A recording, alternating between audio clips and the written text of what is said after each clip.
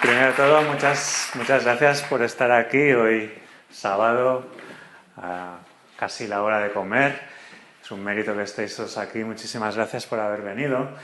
Y bueno, antes de empezar la charla me gustaría, porque me dijeron que sería una buena idea traer algunos de los libros que he escrito, por si a alguno de los asistentes le interesaría pues adquirir uno de ellos, ya que aprovechando que por aquí no hay ninguna tienda, pues aquí están Japonés en viñetas. Hay sobre todo bastantes del número 1, pero luego también están el número 2, cuadernos de ejercicio, los kanjis en viñetas. Bueno, está este panfleto que os han repartido. Entonces, pues una oportunidad para conseguir estos libros. Y nada, luego cuando acabe la conferencia, si os interesa, venís. Pues hacemos el cobro, lo que sea. El Japonés en viñetas 1 cuesta 20 euros y los demás van 15. El Japonés en viñetas 2 me parece que es más caro, 24 si no me equivoco. Y bueno, haced los cálculos y con mucho gusto os los firmo, los dedico, lo que queráis. Y nada, pues ya podemos empezar la charla de hoy, que es el impacto del manga en la sociedad japonesa. Sobre todo vamos a ver la dimensión que tiene el manga en Japón. También vamos a ver qué ocurre en Occidente, qué ocurre aquí en España, pero sobre todo vamos a hacernos una idea de qué es el manga en Japón. Así que el manga, bueno, ya imagino que perfectamente sabéis de qué estoy hablando cuando digo manga. Para mí, o sea, hay muchas posibles definiciones de manga. Algunas de ellas se definen el manga como cómic japonés, con personajes de ojos grandes, no sé, este tipo de definiciones estilísticas que para mí no tienen lugar. Lo vamos a ver por qué no tienen lugar para mí a lo largo de esta conferencia. Luego me vais a entender por qué el manga no es un estilo. Para mí el manga es cómic realizado en Japón con métodos editoriales japoneses y en su origen pensado para el público japonés. Que haya traspasado las fronteras japonesas para llegar, por ejemplo, a España es prácticamente un accidente. Entonces, vamos a distinguir el manga del anime, de los videojuegos, etc. Sobre todo voy a hablar de lo que es manga, que es cómic. Manga, algunos ejemplos de manga que podáis conocer, ya empezando por, mangas cuya serie de animación ha sido emitida en España. Uno de los primeros fue Meteoro, Speed Racer en inglés, Maha no Go Go Go en japonés. Otro manga famoso, también de viejuno, es Mazinger Z. También tenemos Doraemon, cuyo origen fue también un manga. Candy Candy, Akira, Dragon Ball, por supuesto, la serie en la que todos pensamos a priori cuando queremos explicarle a alguien qué es el manga. Sí, manga. ¿Sabes Dragon Ball? Pues eso es manga, ¿no? Normalmente es lo que decimos.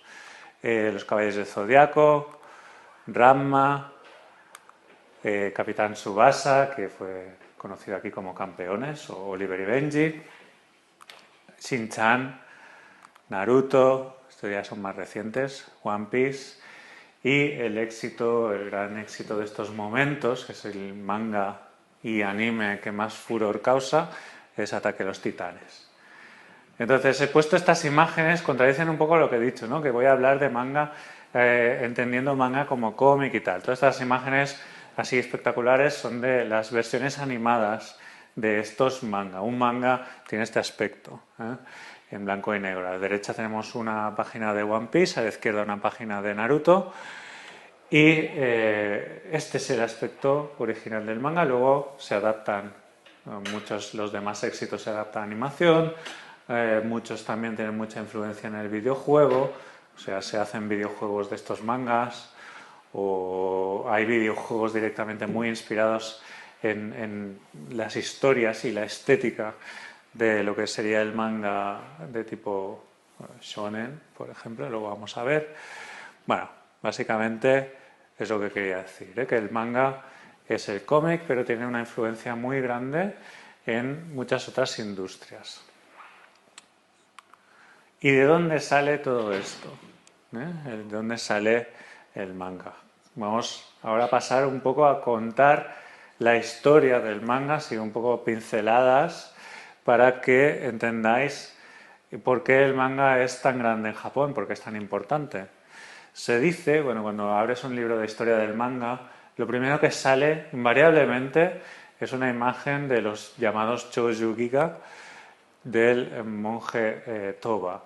Es un monje que fue un monje que vivió en las montañas de Kioto en el siglo XII y dibujó esta especie de pergaminos en los que aparecen animales haciendo cosas típicas del ser humano, muchas veces graciosas.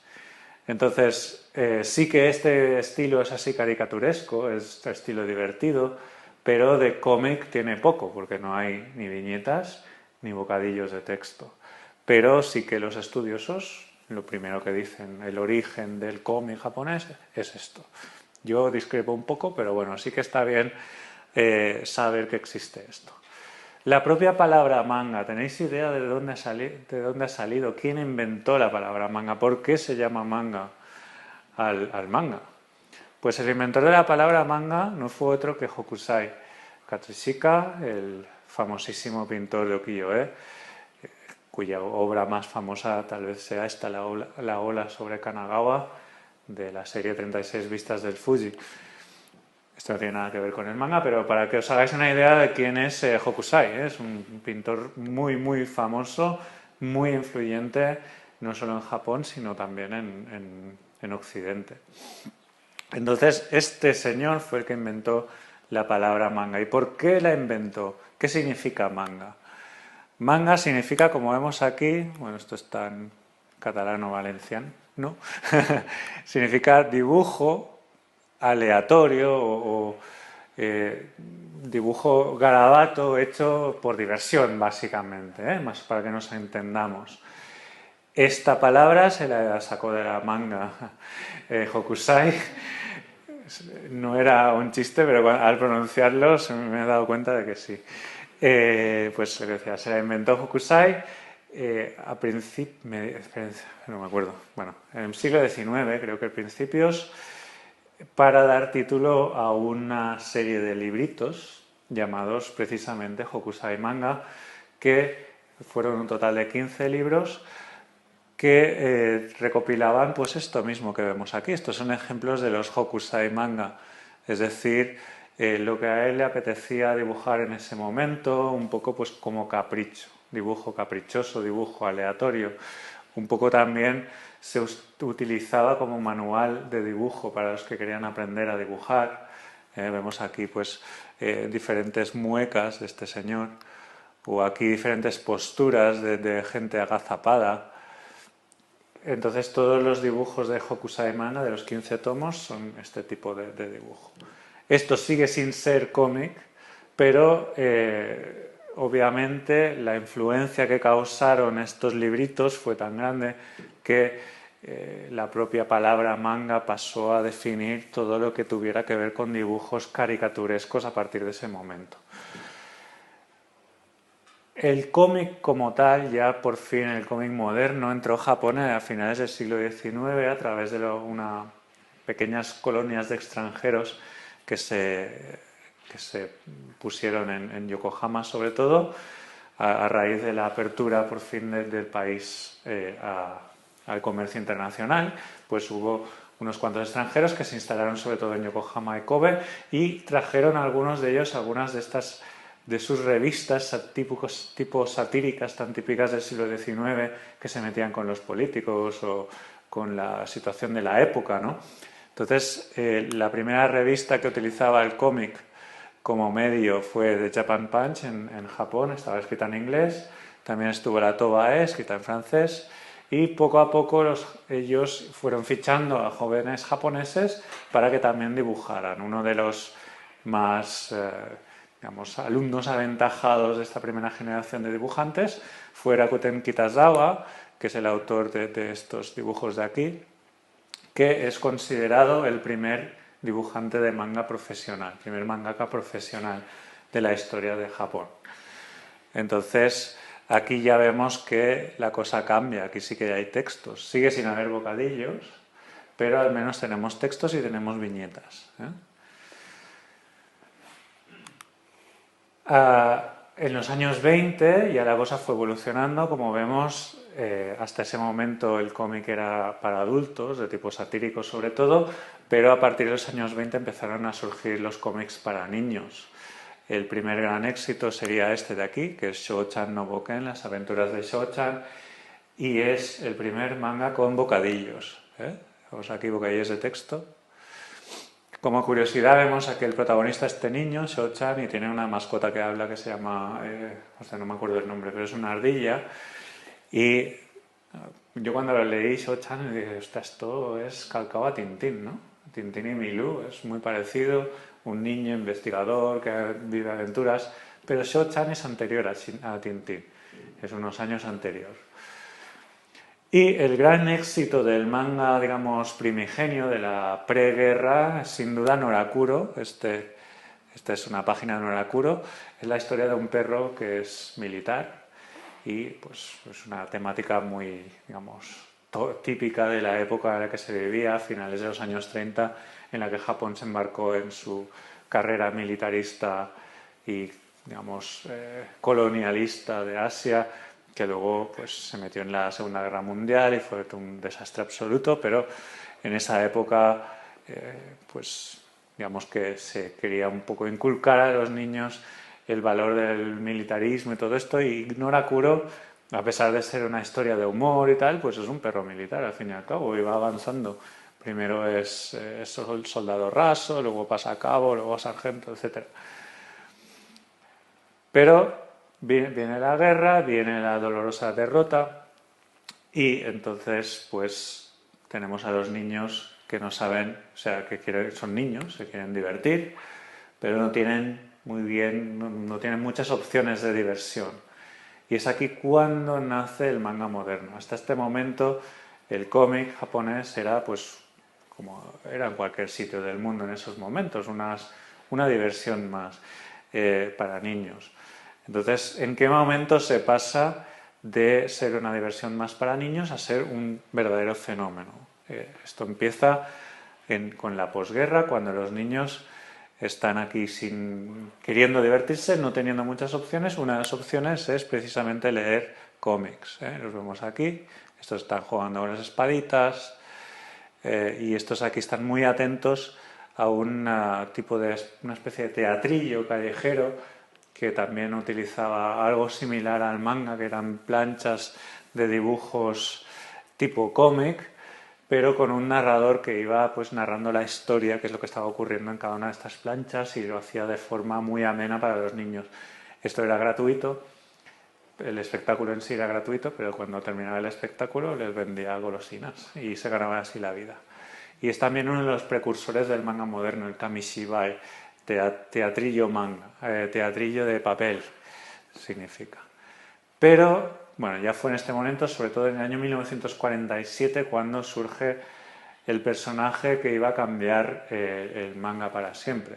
El Walt Disney japonés, el Hergé japonés, el Kirby japonés, que es Osamu Tezuka. Él es realmente la persona que, digamos, gracias a él el manga pasó de ser un entretenimiento más a ser la industria que es ahora. En España, por ejemplo, en esa misma época o un poco más tarde teníamos el Capitán Trueno, el Jabato, etc. Luego hemos tenido Mortadelo y Filemón y tal, pero tampoco ha habido un gran boom. En Japón sí hubo un gran boom y podemos decir que el principal artífice de este gran boom fue Tezuka y que gracias a este señor el manga es lo que es ahora. El manga y el anime. Vamos a ver por qué. ¿Por qué principalmente? ¿Por qué surgió la influencia de Tezuka? ¿Por qué fue tan fuerte en un primer momento? Estamos en el año 1947 y Osamu Tezuka publica La nueva isla del tesoro, Shin Takarajima, que fue un auténtico fenómeno en aquella época. ¿Por qué fue un fenómeno? Mirad este ejemplo de viñeta, de viñetas y secuencia. Tenemos aquí un plano muy cerrado de la cara que se va abriendo, se va abriendo. Aquí hay un cambio de cámara. De lejos se va acercando todavía más dentro de la pupila, etcétera. Esto, digamos, he utilizado la palabra cámara. Fijaos, Tezuka ya tenía, como era un fan, un friki auténtico de Walt Disney, le encantaba las obras de Walt Disney, él lo que quería hacer es animación, pero en el Japón de la posguerra no tenía ni dinero ni recursos, digamos, de personal para hacer animación. Con lo cual, ¿qué es lo siguiente que puedo hacer que se parezca a la animación, pero que no me requiera este esfuerzo, estos recursos económicos y de personal? Pues la respuesta es el manga. Con solo papel y tinta puedes crear todas las historias que tú quieras. Pero él tenía una mente muy de animador, con lo cual puso este tipo de viñetas en su obra que causaron un revuelo enorme entre los chavales, porque fijaos, comparad esto o esto, viñetas muy cuadriculadas, planos muy grandes, se ven los personajes de cuerpo entero y todas las páginas son así. Entonces pasamos de esto a esto. Entonces los niños de aquella época pues alucinaron. Y surgió una generación entera que, gracias a las obras primigenias de Osamu Tezuka, como La nueva isla del tesoro, esta de aquí, pues Metrópolis o El mundo futuro, Next World, etcétera, gracias a estas primeras obras de Tezuka dijeron: yo quiero ser como este señor y yo quiero dibujar manga. Los representantes tal vez más importantes o más notorios de esta generación de la que estoy hablando son la generación de Tokiwaso. Tokiwaso es el nombre de una casa de apartamentos que había en Tokio. Estos chavales, casi todos eran de provincias y querían pues triunfar en el manga, querían ser como Tezuka y querían, por lo tanto, tenían que irse a Tokio. Entonces, por varias carambolas, acabaron viviendo en el mismo bloque de apartamentos, que como vemos era una casa bastante modesta, pues muy típica de la época, tampoco es que fuera especialmente modesta, ¿eh? En aquella época las casas de apartamentos japonesas eran así. Entonces se instalaron todos aquí y bueno, estas eran las habitaciones que tenían, era muy modesto, muy, digamos, pues incluso no se ve muy bien, pero estos son pilas de libros, ¿eh? Este no tenía ni dinero para comprarse una mesa de dibujo, se puso unas pilas de libros. Pues no lo quería gastarse en una mesa, se lo quería gastar en otras cosas, que eran bastante crápula esta gente. Así que, pues la generación Tokiwaso es, digamos, una serie de gente, de creadores, cuyas obras más representativas son estas. El único que, o sea, Doraemon nos suena. O sea, Doraemon nos tiene es que saber, pero Hattori probablemente lo conozcáis también, a Tontobón posiblemente también. Esta es más oscura, sí que se pasó el anime en España, Las aventuras de Silvia, pero en plan, yo ni lo sabía, me lo dijeron, esta es Silvia, ¿no? Y estuve investigando y sí, en los años 80, a principios, se pasó un anime en España. Cyborg 009 o Joe de Astronaut Joe, también estos animes se han llegado a pasar, los animes basados en estos mangas se han llegado a pasar en las teles de España, menos este de aquí y todo lo demás. Entonces aquí no son muy conocidos, salvo el autor de Doraemon, pero en Japón son considerados padres auténticos del manga. Fujiko F. Fujio, Fujiko Fujio A, Fujio Akatsuka, Shotaro Ishinomori, Tetsuya Chiba y esta, Hideko Mizuno. Y este de aquí, Hiro Terada, pero digamos que no era tan importante como los demás, ¿eh? Otra cosa que ocurre ya un poco más tarde, estamos hablando de mediados de los 50, ya un poco más tarde, ya terminando los 50, ya termino con el rollo histórico dentro de poco, no os preocupéis. Otra cosa muy importante que ocurre es las librerías de alquiler, las kashihonya. Era una especie de bibliotecas en las que pagando, por poco dinero, podías llevarte a casa o bien leer in situ, como esta gente, un poco más barato, puedes leer ahí mismo, todo tipo de libros que quisieras. Entonces, ¿por qué es importante esto? Primero porque, por dos motivos. Primero porque dio a pie a que surgieran muchas editoriales muy pequeñitas que se dedicaban exclusivamente a publicar libros para esta red de librerías de alquiler. Se dice que llegó a haber más de 6.000 en el punto álgido de las librerías de alquiler. Fue una especie de moda momentánea, duró unos 10 años. Y muchas, como decía, muchas editoriales pequeñitas que editaban solo para esto. ¿Por qué es esto importante para el manga? Primero porque entre estos libros que publicaban había muchos de manga. Y digamos que los autores famosos, estos chicos de aquí, estos ya se estaban empezando a colocar en las editoriales grandes, en las editoriales importantes. Estos chicos de aquí ya estaban ocupados trabajando para las editoriales grandes.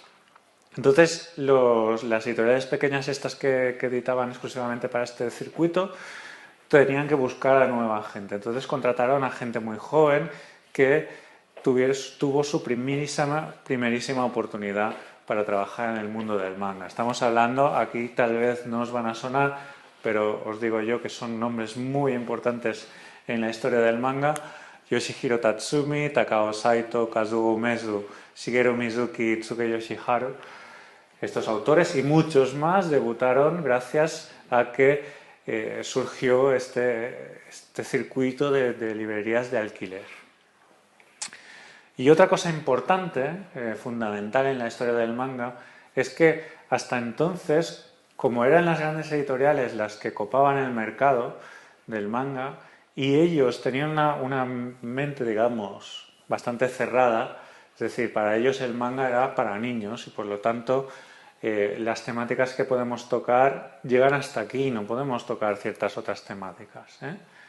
Estas editoriales pequeñas tenían cero escrúpulos y tenían cero autocensura, con lo cual esto dio a pie a la creación de obras mucho más, digamos, estimulantes para un público que ya había crecido leyendo manga y que quería algo diferente. Por ejemplo, imaginaos en el año 1950, un niño que tiene 8 o 10 años lee cosas para niños, lógicamente, pero ya estamos en los años casi 60, 1960 aproximadamente. Este mismo niño ahora tiene 20 años y no quiere renunciar a leer manga, entonces no quiere leer esas historias que le venden las grandes editoriales, que son ya muy infantiles, muy de niños, quiere algo más estimulante. Esta necesidad fue suplida, fue, digamos, satisfecha por las editoriales de libros para alquiler. Y esto es el germen del manga para adultos, por eso es muy importante. Aquí se abrió un poco la puerta a publicar obras con cierta violencia, con cierta sensualidad o sexualidad, que hasta ese momento no había tenido ningún lugar. Obviamente fue muy criticado, obviamente hubo intentos por prohibir este tipo de mangas que eran nocivos y tal y cual, pero digamos que se sobrepusieron a esto y esto fue el germen del manga para adultos, vamos a ver. Y el último dato que voy a dar sobre historia del manga viene dado en el año 1959 cuando se fundan el mismo día, dos revistas de manga de cadencia semanal. La Shonen Sunday a la izquierda y el Shonen Magazine a la derecha. Son revistas que hoy día siguen en publicación, ya 50 y pico años publicándose. ¿Y por qué es importante?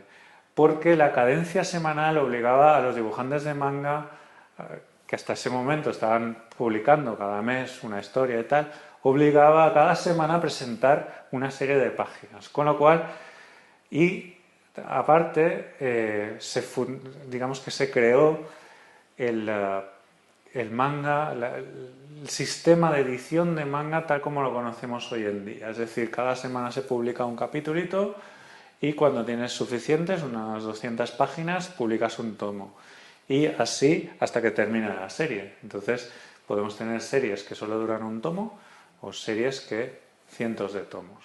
La más larga en este momento es en la historia del manga es Kochikame, que tiene 185 creo y sigue en publicación, lleva más de 35 años publicándose.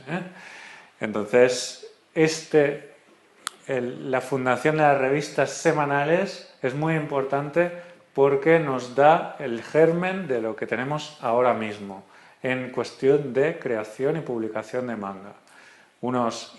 Y también para organización del trabajo de los dibujantes. No es lo mismo publicar una historia cada mes que publicar una historia cada semana. Necesitas una organización diferente, necesitas un equipo de ayudantes, etcétera. Todo esto, que ahora es muy normal, surgió perdón, en el año 1959 con la fundación de estas dos revistas. Entonces, bueno, podría estar hablando de historia del manga en los años 60, que ocurrió en los años 70, pero voy a obviar todo esto un poco. Digamos que he dado las bases para que entendáis por qué el manga es tan importante, es decir, la figura de Osamu Tezuka y toda la evolución que ha habido posteriormente con los primeros niños influenciados por Osamu Tezuka, los chavales que vinieron a continuación gracias a las librerías de alquiler y obviamente el hecho de tener que publicar una revista cada mes, llenar una revista cada mes con manga, obligaba a buscar nueva sangre, nuevos dibujantes, con lo cual una cosa se alimentaba a la otra. En los años 60, los años 70, los años 80, 90 hubo muchísima más, digamos, evolución, pero esto me lo voy a saltar un poco y voy a pasar a qué tipos de manga hay, muy rápidamente. El más típico, ¿qué pasa cuando nosotros decimos, me gusta el manga? La mayor parte de la gente va a pensar en el manga shonen, el manga juvenil. Es este tipo de manga. Es el más conocido, el más exportado. Es el típico de ojos grandes, pelo puntiagudo, superpoderes, batallas, torneos de artes marciales. Es el manga, digamos, cuando pensamos en manga, generalmente vamos a pensar, o la gente, digamos, va a pensar en shonen manga. Eso muchas veces la gente cuando dice este dibujo es estilo manga, no está hablando con propiedad, porque no es estilo manga. Vamos a ver ahora que no existe el estilo manga. Normalmente lo que están diciendo es este cómic es estilo shonen manga. Esto ya me cuadra más. Pero estilo manga no. Vamos a ver por qué digo que no existe un estilo manga. Estos son obras famosas de los últimos años del shonen, el manga juvenil, a priori pensado para público masculino, juvenil, adolescente. A priori, porque luego lo lee muchísima gente, pero... Más obras. Otro tipo de manga es el shoujo manga, que está pensado para chicas. Y ya vemos que la estética es un poco diferente. Sigue dentro de este estilo manga que decíamos, ojos grandes, etc.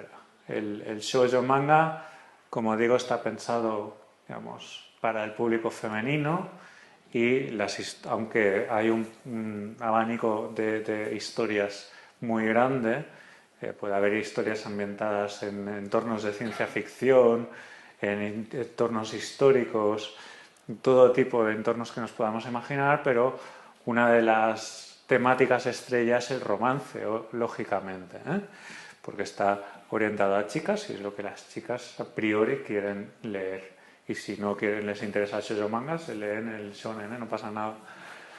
Entonces, el shoujo manga es importante especialmente en Occidente porque no sé si sabéis que hasta los años 70 en España existía cómic para chicas, como Esther, por ejemplo. Pero por alguna razón, yo no he investigado en el tema, no la conozco, pero en los años 80, 90 se dejó de publicar cómic para chicas en España. Entonces, a principios de los años 90 tú ibas a una librería de cómics y era todo el mundo testosterona. Y, y ahora, afortunadamente, y en gran parte gracias a la publicación de manga para chicas en España, las chicas han vuelto al mundo del cómic. Gracias. Shoujo manga. Porque es que si no, muy aburrido hoy. Otro tipo de manga es el seinen manga, el manga para lectores adultos. Aquí sí que el abanico es brutal, porque lectores adultos puede significar digamos, adolescente tardío de 19 años, un veinteañero o, como vamos a ver, una persona de más de 60 años. Esto incluye todo tipo de historias y todo tipo de temáticas, desde obras de samurái hiperviolentas a este que parece cómic americano, a obras así tipo thriller de, yo qué sé, Pulp Fiction, por ejemplo, ¿no? Esta es la historia de un romano que viaja en el tiempo hasta Japón contemporáneo. Golgo 13, que es la historia más longeva del manga, en publicación desde el año 1969, sigue en publicación, que va sobre un francotirador y historias muy llenas de política y muy enrevesadas, muy para el lector adulto, pero adulto de 40 años para arriba. Tenemos carreras de coches, ciencia ficción. Este es Lee Harvey Oswald, por cierto, el que mató Kennedy. Shin-chan, ¿por qué está aquí Shin-chan? Os preguntaréis. Bueno, Shin-chan, la animación está enfocada a niños, pero el origen de Shin-chan es una revista de manga para lectores oficinistas, básicamente, treintañeros, hombres. Entonces, si leéis el cómic de Shin-chan, los primeros 2 o 3 tomos tienen temáticas bastante adultas, jugando con un condón y cosas así, que es muy divertido para el público adulto. Luego, que luego haya pasado a ser considerado para niños y que hayan, digamos, edulcorado al personaje para que sea válido para niños, es otra cosa, pero el origen es el cómic para lector adulto. Más ciencia ficción, una de vikingos, una de baloncesto sobre ruedas, esta de un grupo de rock, esta es hiperviolenta contra monstruos de un samurái. Y también tenemos manga de gastronomía o lo que os decía, este manga va sobre romances en la época madura, digamos, casi tercera edad, amor en la tercera edad. ¿Por qué?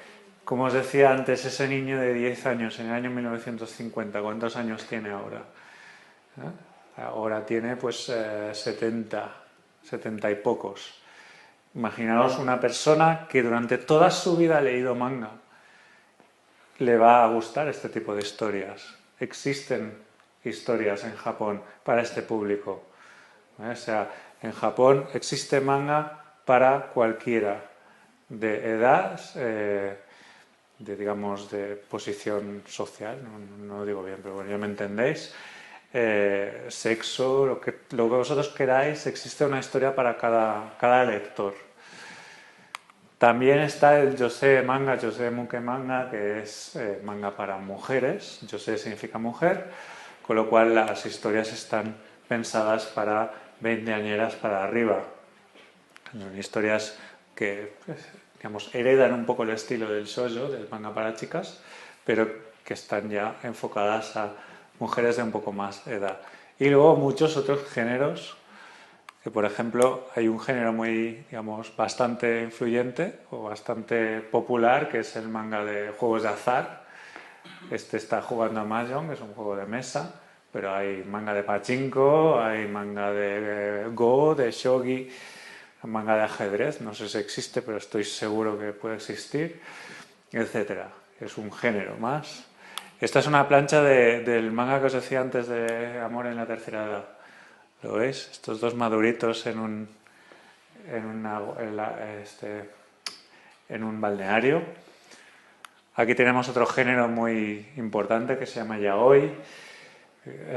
Es manga creado por chicas, para chicas, con la particularidad de que los personajes son homosexuales y tienen, digamos, relaciones amorosas o directamente sexuales. Aquí hay un abanico muy grande, desde amor platónico hasta porno duro, homosexual, creado por chicas para chicas. Es algo bastante difícil de comprender para la mente occidental, ¿eh? Pero existe y hay un mercado bastante importante de yaoi.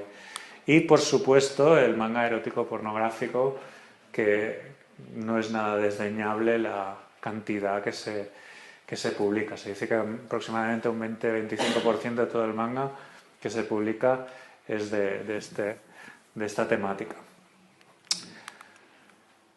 Ya hemos visto, pues, a vista de pájaro, de dónde ha salido el manga y qué tipos de manga hay.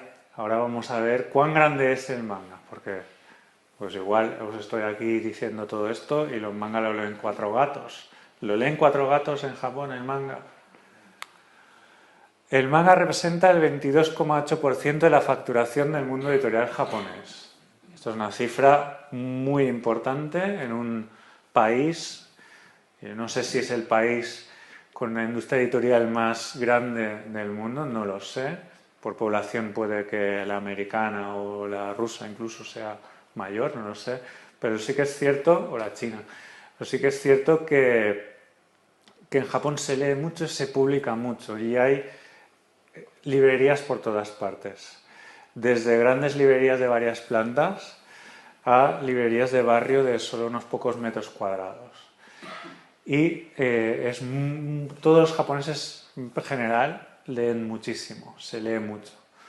Entonces 22,8% de la facturación es mucho dinero. A mí la cifra que tal vez me impresiona más es la del 37,4% de todo lo que se publica en Japón es manga, es decir, casi 4 de 10 libros y revistas que se publican en Japón son de manga.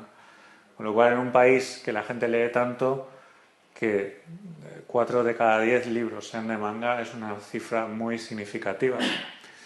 Y existe un fenómeno de bestseller que bueno, cuando un manga, igual que ocurre aquí, se pone de moda las 50 sombras de Grey y se vende a mansalva, pues lo mismo ocurre ahí, no solo con la literatura, sino también con los mangas, literatura prosa quiero decir, sino también con los mangas. Hay algunos títulos que han superado la friolera de 100 millones de unidades vendidas, como Dragon Ball o Kochikame, y el récord absoluto en estos momentos lo tiene One Piece, serie en publicación todavía, que se dice que ha superado hace poco los 300 millones de unidades vendidas en Japón. Contando que hay 127 millones de japoneses, cada japonés ha comprado al menos 2 tomos de One Piece. Y hay muchos japoneses que no les gusta leer manga y que no les gusta One Piece, ¿eh? Es decir, que es una burrada. Esto no significa que todo el manga venda millones, ¿eh? Hay muchos dibujantes que les cuesta llegar a final de mes en un país donde se publica tanto. ¿Qué significa que se publica tanto? Significa que al año se editan más de 800 millones de revistas. No tengo ninguna muestra, pero una revista de manga es así de gruesa, casi como un listín telefónico, muy barata, un par de euros no llega. Cada semana tienes la oportunidad de comprar un nuevo número de tu revista favorita, cada semana, cada quincena o cada mes. Y en estas revistas se editan capítulos de unas 20 páginas de cada manga, que a su vez luego se publican, se recopilan, como he dicho antes, en tomos de unas 200 páginas que conforman una colección. Los tomos, en tomos se publican unos 544 millones de tomos al año. Esto significa que cada japonés compra 4, ¿no? Más o menos al año, mangas. Al año salen unas 11.000 novedades, o sea, que significa casi 900 al mes, 900 tomos, volúmenes. Es decir, que aunque estuviéramos todo el día leyendo manga sin dormir, sin comer, sin ir al baño, no podríamos leer todo lo que se publica en Japón, ni de lejos. En revistas existen 305 revistas 26 de shonen, público juvenil masculino, 42 shoujo, público femenino, joven, 64 seinen, es decir, público adulto, generalmente masculino, 56 yosei, que es mujeres adultas, y 177 otras. Hay revistas específicas de manga de juegos de azar, porno, evidentemente, un porrón. Bueno, entonces, esta es una idea que ahora, la que viene ahora, es una idea que me cuesta expresar a veces cuando tengo que explicarle a alguien que no sabe qué es el manga, qué dimensión tiene el manga. Siempre les digo, el manga, digamos que tiene tantos géneros y tiene tanta variedad como lo puede tener la literatura o el cine.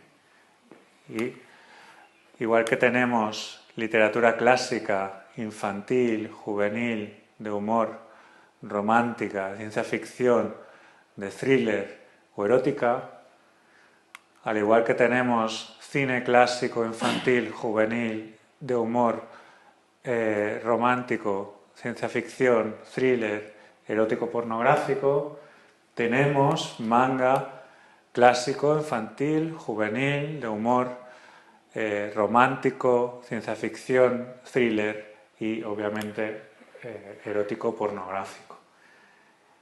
Entonces esta es una idea que quiero dejar un poco clara. El manga, la imagen que se tiene del manga en general en Occidente es esta solamente. La gente asocia el manga con juvenil, pero hay mangas de oficinistas, hay mangas de crítica culinaria, de gastronomía, hay mangas educativos, que es algo que a mí me llama mucho la atención. ¿Por qué no se utiliza el cómic para el mundo educativo en Occidente, ¿no?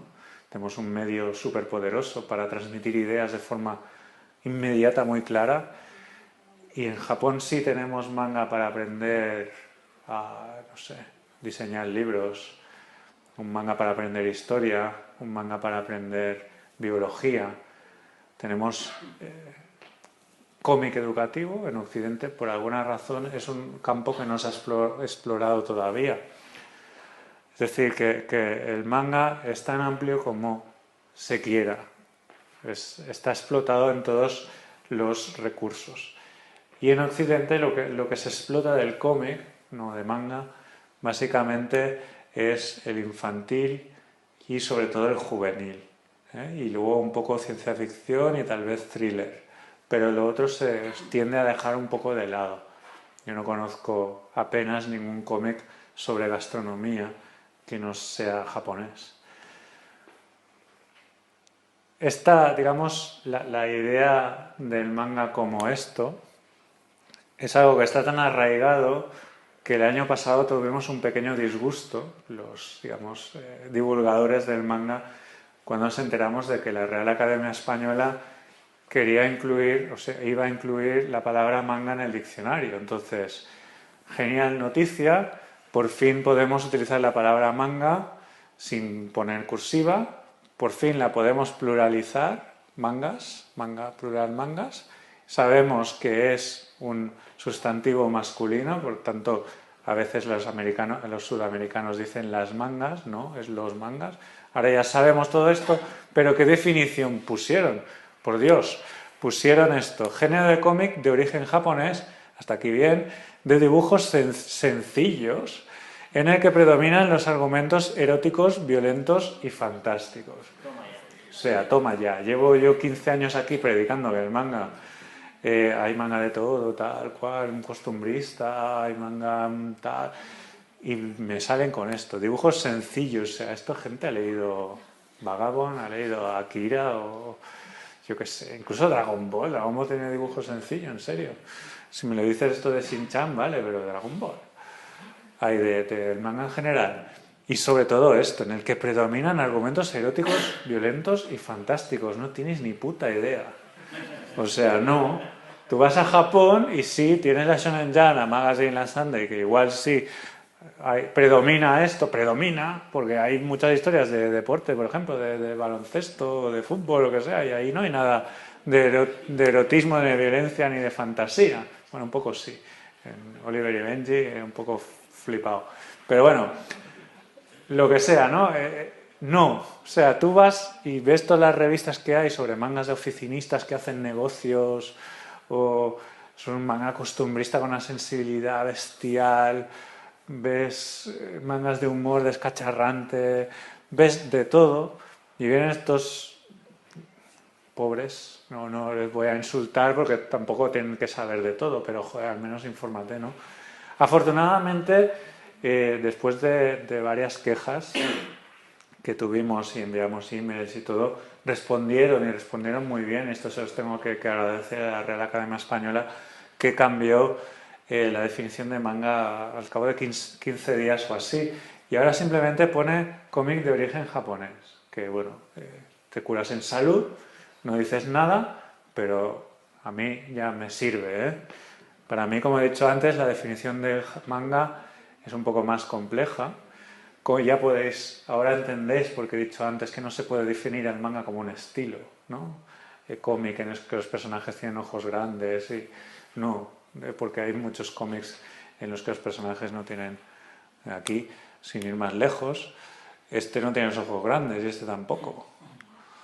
Y yo qué sé, este ni siquiera tiene ojos, ¿sabes? O sea, es decir, este tiene un estilo de dibujo súper barroco, si os decía así, con mucho detalle, y este es súper sencillo. No sé, no se puede definir el manga hablando de estilo, ni tampoco de temática, porque ya hemos visto que tiene de todo. Con lo cual, mi definición es la que os he dicho antes, que es cómic publicado... Espera, ¿cómo era? Cómic realizado en Japón con métodos editoriales japoneses y dirigido en su origen al público japonés. Métodos originales o editoriales japoneses para mí es clave porque es un tipo de creación que no se da en ningún otro cómic del mundo, y es que los dibujantes de manga trabajan codo con sus editores, se reúnen con ellos cada semana, el editor hace de niñera del mangaka. Y muchas veces les tumban ideas, no, esto fuera, esto no me gusta, esto... Es un tipo de trabajo en equipo que es esencial para definir lo que es el manga. Esto es una librería en Japón. La sección de manga, es la librería de Japón, tal vez era 4 veces más grande que esto, pero esto es la sección de manga. Aquí se ve el resultado de las cifras que acabo de mostrar antes, que se traduce en esto. En Japón el manga es muy fácil de conseguir. Como he dicho antes, hay librerías por todas partes y tienen en general una sección de manga muy grande. Lógico, si es que si el 40% de lo que se publica es manga, es lógico que el 40% del espacio de la librería esté ocupado por el manga, ¿no?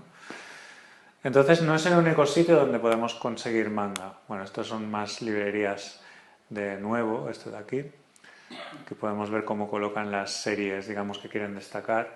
Están todas en estanterías así, y luego las series a destacar las ponen en horizontal para que se vea bien la portada. Esto de aquí es una librería de segunda mano. Hay un mercado muy importante, la segunda mano. Esto de aquí es una tienda de 24 horas, porque está aquí. Una tienda de 24 horas puedes ir a cualquier momento del día, obvio, comparte cualquier cosa, comida, unos calcetines, que se te ha roto un calcetín, una corbata, que se te ha olvidado la corbata.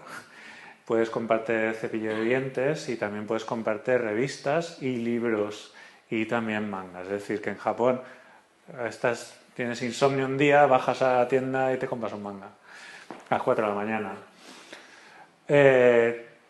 También podemos comprar online en Japón. Es bestial el servicio que ofrecen tiendas online como Amazon. Esta es una parte del almacén que tienen en Chiba, al lado de Tokio. ¿Y por qué lo destaco? Lo destaco porque yo a veces he llegado a pedir un par de libros a Amazon Japan un sábado y el domingo ya tener el repartidor ahí. Que o sea, es exagerado, es exageradísimo. Eso significa que aunque vivas en un pueblo que no tiene librerías, por Amazon pides y al día siguiente o a lo sumo 2 días más tarde tienes el libro y sin gastos de envío. Si gastas más de, creo que 600 yenes o así, que es un manga y medio, es envío gratis. Luego, como decía antes, la segunda mano es una industria bastante potente en Japón. Aquí, por ejemplo, tenemos el set completo de Salaryman Kintaro, que es un manga de oficinistas. Son 30 tomos a 5.000 yenes, que son aproximadamente 35 euros o así aproximadamente. Un poco más de 1 euro por volumen. El manga en sí es barato en Japón. Un volumen típico cuesta 420 yenes o 500, que son 3-4 euros máximo.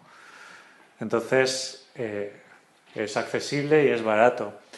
Y encima tenemos opciones como las librerías manga o las cafeterías manga, Manga Kissa, en las que por un precio X a la hora puedes coger cualquier manga o revista, lo que sea, te vas a tu cubículo estos de aquí y te lo lees.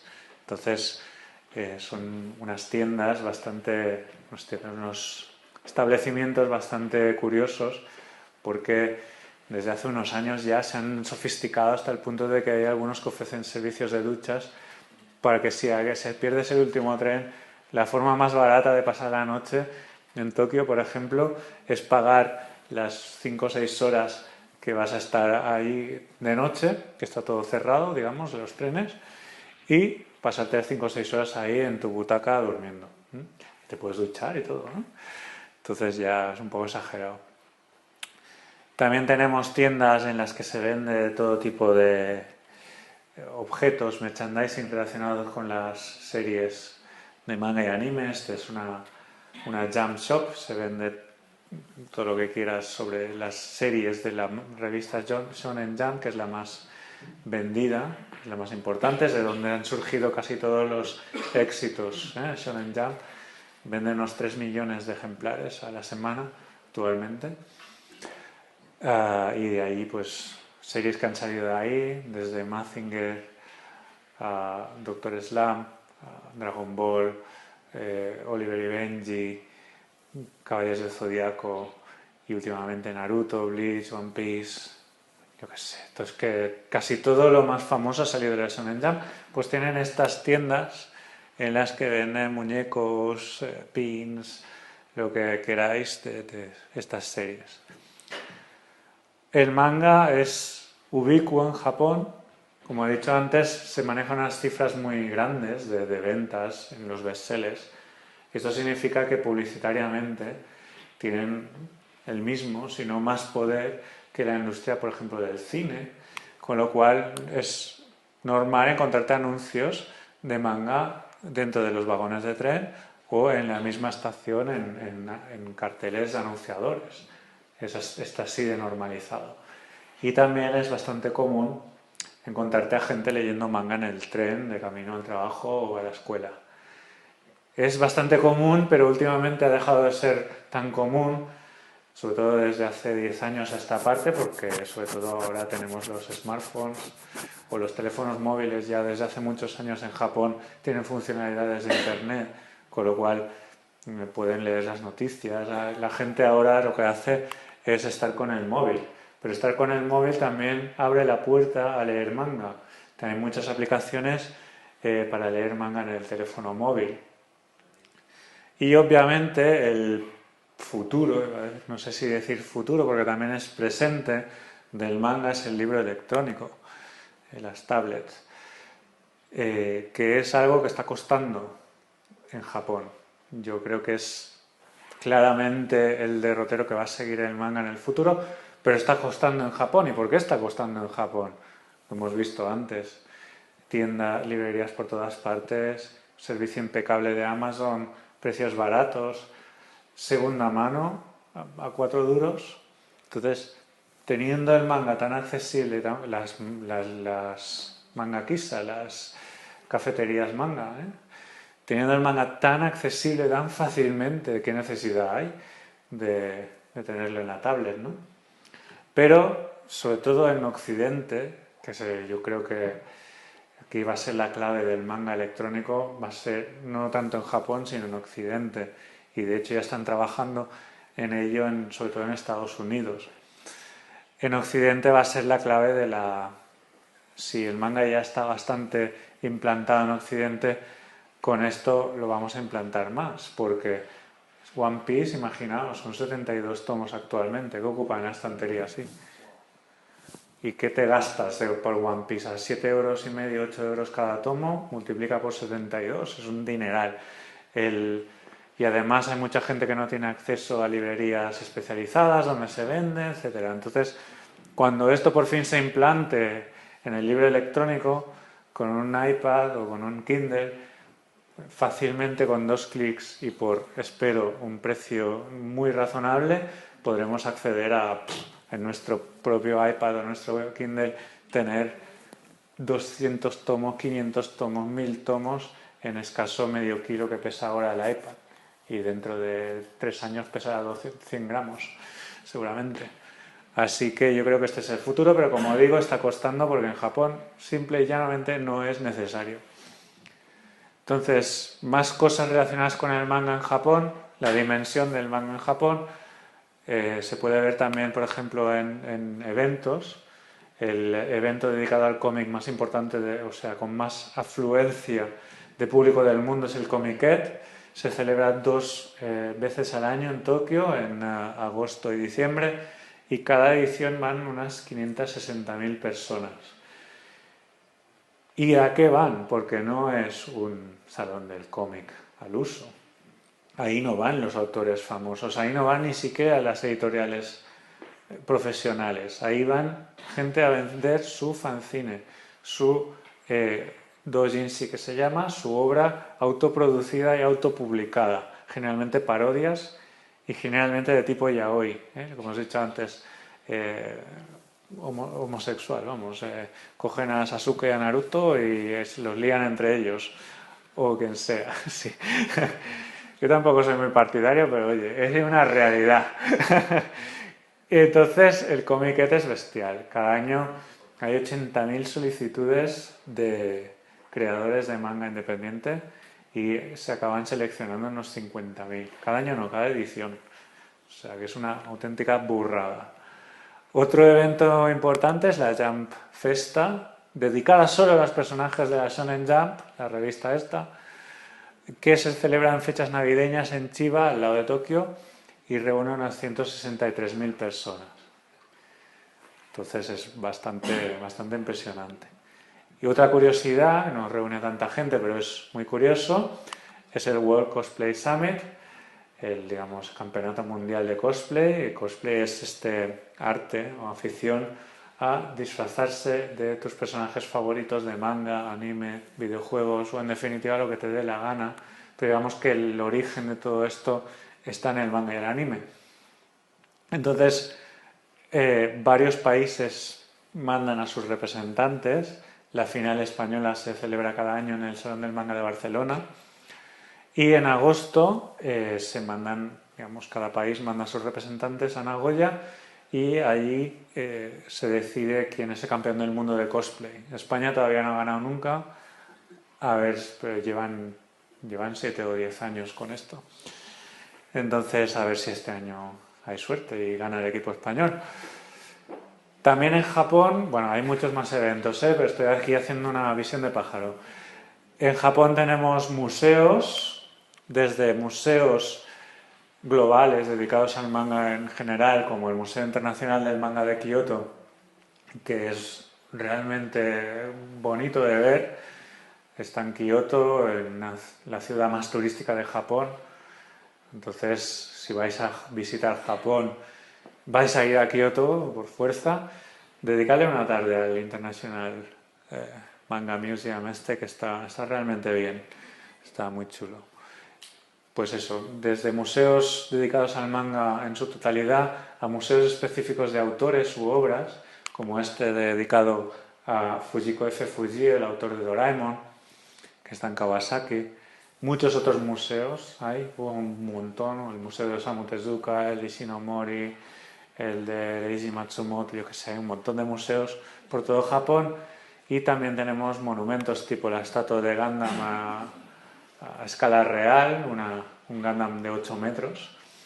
Bastante impresionante verlo, sobre todo si te gustan los robots gigantes, es increíble. Está en Odaiba, en Tokio, Y digamos el papá o el abuelo de Gundam está en Kobe, este Tsujin 28 también vemos que es a escala real. El Tsujin 28 es el primer robot gigante de la historia del manga. Era controlado por control remoto. Luego vino Go Nagai y le dio una vuelta de tuerca a esto. Dijo, no, el piloto tiene que estar dentro, y entonces inventó Mazinger. Luego vinieron los de Gundam que dijeron, bueno, sí, el piloto está dentro, pero no es un robot, es una armadura móvil. Entonces los Gundam no son robots, son armaduras móviles. Y luego ya el siguiente generación es Evangelion, que ya es ahí biomecánico, esotérico, raro. Y a saber si inventarán algún otro vuelta de tuerca de robots gigantes, pero digamos que este es el bisabuelo de Doraemon y el abuelo de Gundam y papá de Mazinger. Entonces también tenemos tiendas de manga, tanto digamos globales de cómic, tiendas de cosplay, tiendas de merchandising o tiendas dedicadas a una serie en particular, como la Evangelion Store en Harajuku. También tenemos parques temáticos. En este caso no es la totalidad del parque temático, es una parte de él. Es el parque Fuji-Q Highland, que tiene una parte dedicada a Evangelion. Yo no he estado, pero tiene que ser bastante curioso. Te puedes subir al pod que te meten a Evangelion, etc.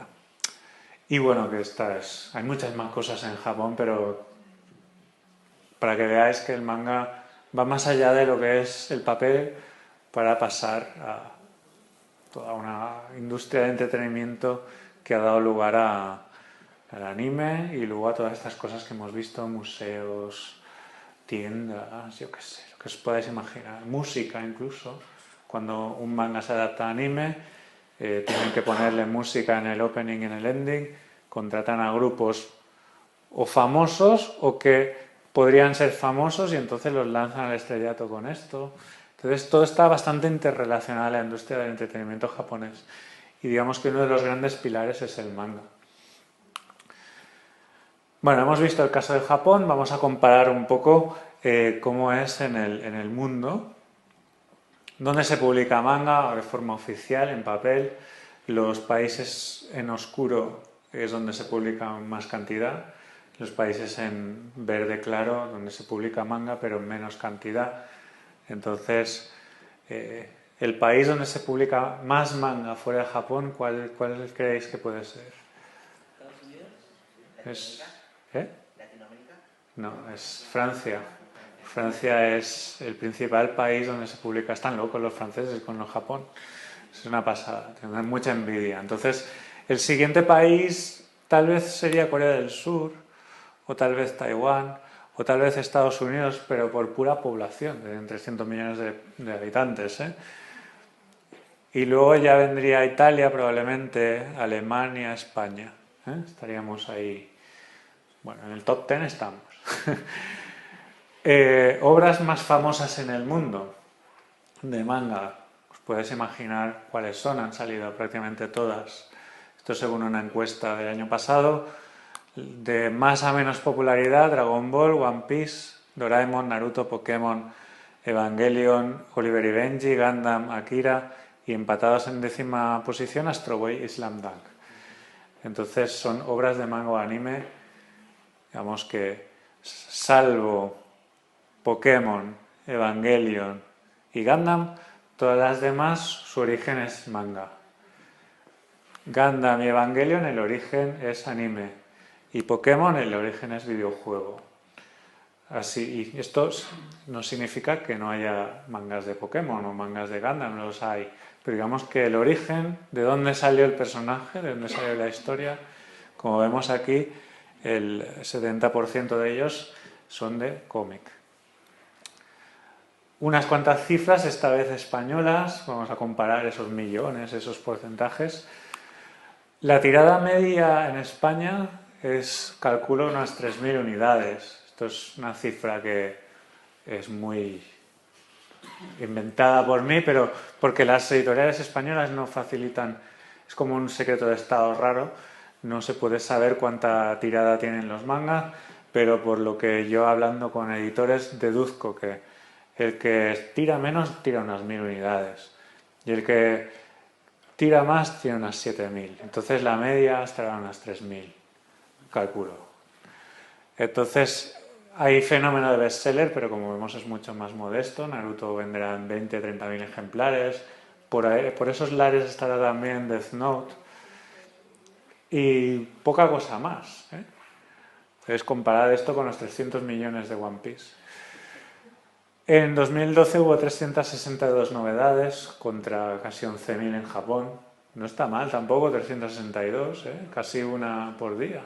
Si quisiéramos leer todo el manga que se publica en España, leeríamos un tomo al día y justo acabaríamos.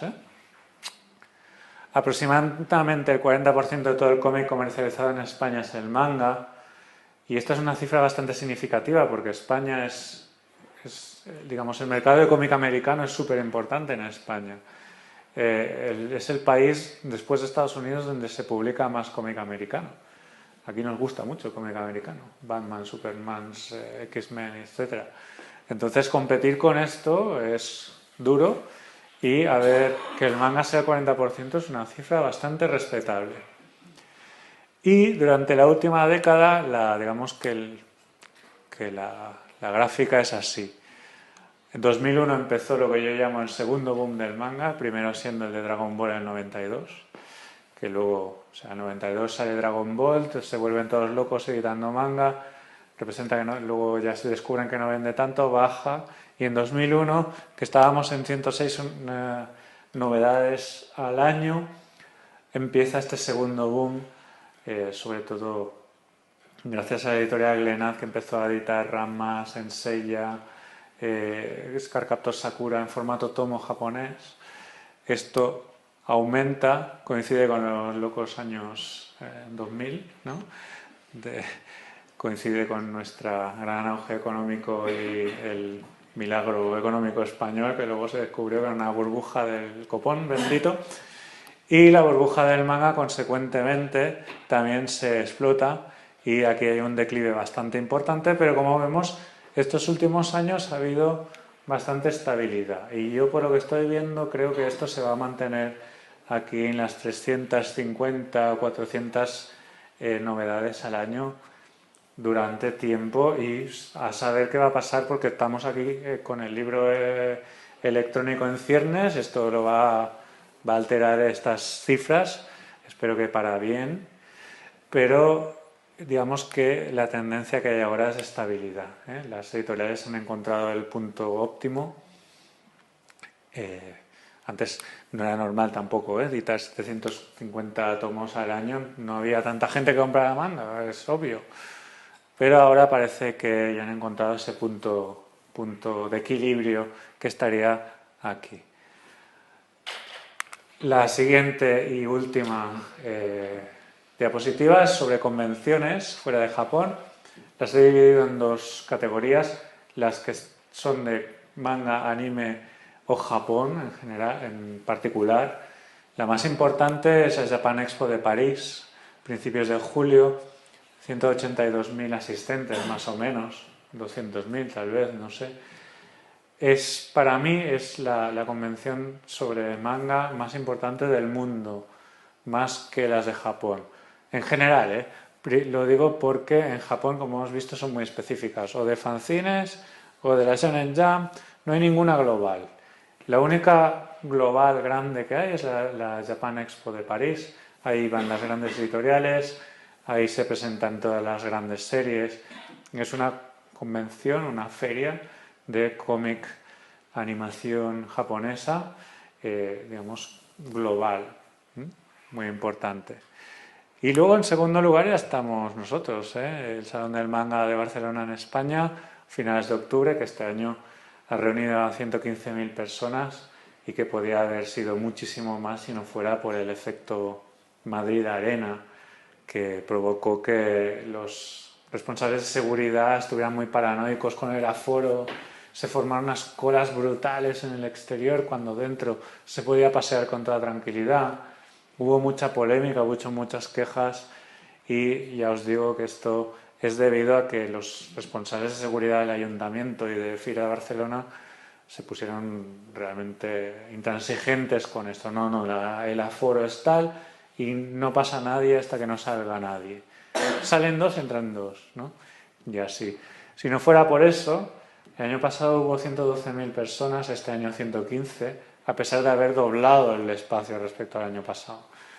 Con lo cual, teniendo el doble de espacio, habríamos podido meter ahí 150.000 fácil, pero como digo, no fue posible por los miedos a que ocurriera otro desastre. Comprensibles, pero de otro modo, hostia, ni tanto ni tan poco, ¿no? Un poco buscamos el punto medio.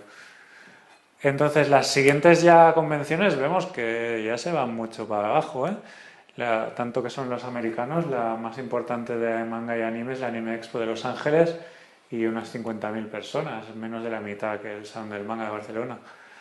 La Otakon, la Konichi de Alemania. Estos son de Occidente, ¿eh? Me consta que hay en Hong Kong y tal de 200.000 personas, pero no tengo datos de estos.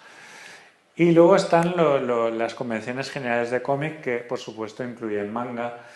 Las más importantes son la Angoulême y Lucca, que se realizan en Francia e Italia, en ciudades pequeñas, pero que durante la realización del evento se convierten en una especie de macroferia. Toda la ciudad es una feria y es bastante...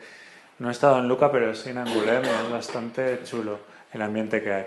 Lo que pasa que Angoulême es dedicado al cómic europeo, sobre todo, obvio, y Lucca no lo tengo muy claro, pero también imagino que el cómic europeo tiene mucha importancia en Lucca. Luego tenemos la San Diego Comic Con Internacional, que como sabéis de Comic Con en los últimos años ya tiene poco, porque está, digamos, tomada por los estudios de Hollywood que van a presentar la película de superhéroes del momento, que reúne a 130.000, y luego ya volvemos a estar nosotros el Salón del Cómic de Barcelona con unas 105.000 personas aproximadamente de público, empatada con la Comic Con de Nueva York. No está mal. Y bueno, ya está, hasta aquí ha llegado la charla, espero que os haya gustado.